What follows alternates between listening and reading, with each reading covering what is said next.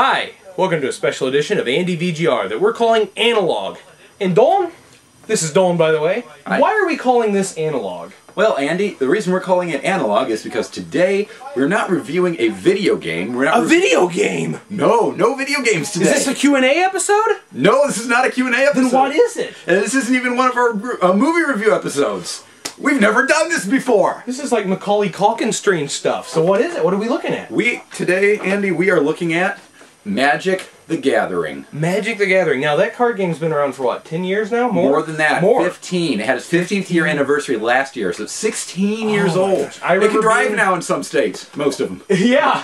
I remember being in middle school and people were playing this. Mm-hmm. And so I find that extremely amazing that they still play it. And now, are they producing new units for it, or is this just a cult following? They are still producing new card sets. They're making. So it's not like a bunch of people that watch Star Wars like over and over again, even though there is no new content to it? That's correct. There's still the group of people who still only play the original sets that came out in 1993. But there are new sets being made. There are new sets being made, at least 2 or 3 a year. Usually 2 or 3 4 in some cases. Wow, now who makes the game? Wizards of the Coast makes Wizards of the Coast? Okay. Now, did they originally make it, or did they buy it from somebody? Wizards actually originally made it. The game was made by a man named Richard Garfield, a mathematician. So the funny thing is, it is a trading card game, collectible card game, however you want to say it. It is one of the oldest, if not the oldest of this type. It even predates Pokemon. That's how old this is. Wow. Predates Pokemon by quite a few years. Like I would say at least 6 years. And didn't have any Pikachu units, does it? I couldn't say. There's 15,000 unique cards that they've made for it over the years. So let's say I wanted to start playing this. How much would you say I would have to invest just to be able to play at like Friday night? Which, by the way, they do Friday Night Magic. Mm-hmm. That's where you go down to your local game shop. I don't mean like EB Games or anything. This is actually a card game shop and a board game shop, and they play Magic on Friday nights. So how much would I have to invest to play? For starting out, most shops will let you have the resource cards, which are lands, for free for use within playing. Now, every deck comes with a lot of resource, right? Like, what, 20 or something? 20 on up. And we'll explain that here in a minute. But generally, you have your resource cards, you have your permanents, which are cards that stay in play, and then you have cards that are that you only use one time, and then they go to your discard pile called the graveyard. So ballpark what? 15, 20 bucks? You're looking at about 13 to 15 for a Friday night. They generally do draft, which is where you open up, buy 3 packs of cards, open up a pack, pick one card, just one card out of it, and pass it to the person to your left. You'll sit in a circle. And then the person on your right passes left, they pass the next pack minus their one card they took out to you. And you repeat this process until everyone has picked all the cards out of a pack. Everyone gets the same number of cards. You get to keep what you pick for your investment. And you move on to pack number 2, pack number 3. Repeat the process until hopefully, if you haven't done this before, it's kind of hard to build a deck. But generally, read through what the cards do. Most of the time you'll find people who are willing to explain, hey, what does this affect? What does that affect? The rule book to it is about 150 to 170 pages long. They have it online on their website, a big, huge PDF. It reads like a legal document.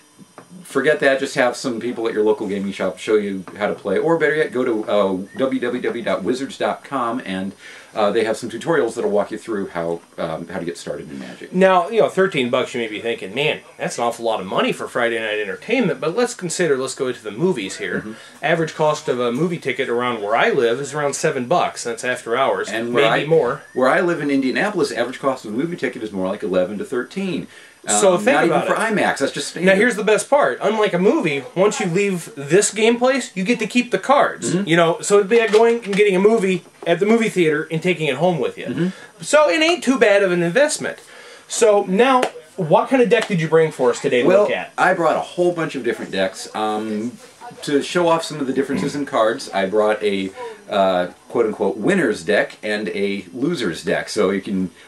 There's quite a bit of randomness to this. We're not going to stack the cards. This really will be an actual game of Magic. Now, is this from the newest set that you can buy as the making of this video? The one set is. The other one was a constructed set made from a few older sets, which are all still what's called Type 2 legal, so they're considered current sets, but they're cards that were released in the last year. But keep in mind, you can play this with anybody you like to, with as old of a deck as you want to as well. And I just want to point one thing out here. Even if you don't play the game that much, just looking at these pictures, which you're not going to be able to see this good, I'll put them up here later. it's got some amazing artwork on it. It really does. So I was like sitting here earlier just looking at these and admiring the decks, just because they have some pretty cool pictures. So now let's go ahead and we'll set up a table with the game, and then we'll basically talk you through playing a simple game of Magic the Gathering. All right, so you're going to see our hands here. I'm over here, Andy. And I'm here, Dolan. Yeah. Okay, now the backs of these cards are not actually white. Dolan here has these in these protective, nice covers. It keeps them nice and they slide off really easily. Very easy to shuffle. All right, so now I have some older Magic cards, and they say Shadowmoor on them. Does each release have a new name? Yes, each release has its own new name. They come in what's called blocks, so there'll be one theme or one central world that the different cards come out of for each block, and then there'll be either 2 or 3 sets released in that block. The current block is called Conflux, which is part of the Alara block. And what's the next one? Do you know the name? The next one is called Alara Reborn. Alara Reborn, okay. Now, one thing I like to do is to get the fat packs, and that's what I did with Shadowmoor. I got some books, some dice, and, well, the book was actually a novel. I couldn't believe it. Now, do you have any fat packs here? Yes, I actually have a whole fat pack here. This one is from the Planar Chaos set. We'll show the artwork from that. The fat packs actually come as a cardboard. The old ones came as a cardboard box, which would be 2 pieces that combine together to make a nicer one. For all of you out there who like to take print screens, here is the perfect opportunity to get a wonderful print screen of this picture, which shows the angel Acroma versus a very large dragon whose name I have no idea. It might be Skyen of the Dragon. But in any case, fat packs come as these nice, wonderful boxes which have either 6 or 8 packs of cards in them each. Come with a novel.